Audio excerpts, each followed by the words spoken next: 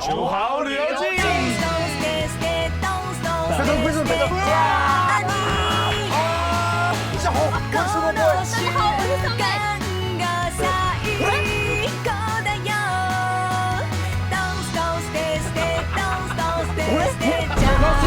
一个人，开到平5，据说到平5有300公里，只有你能开吗？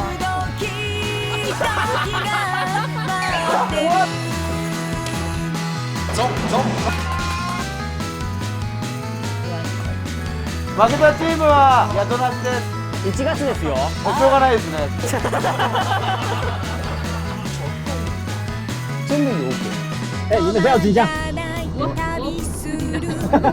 我问你一个问题，哎，你多久没开车了16年。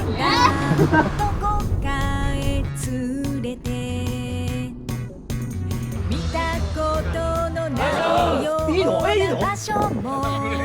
ね、止まるために来たの。我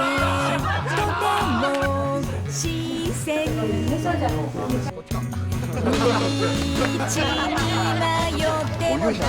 你是不是想把我给卖掉？全了，对吗？我想说，哎呀。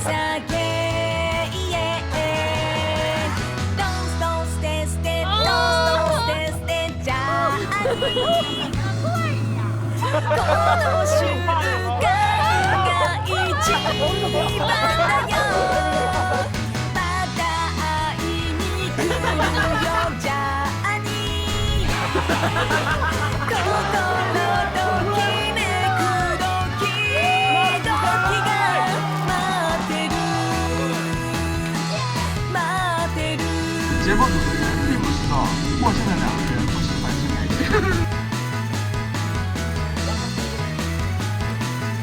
哦，小美，你一定要来体验一下，露宿街头。现在我后悔了。对呀，对呀。4月25日在 B 站独家播放，一共8集，每周4更新，大家请期待一下哦。啊。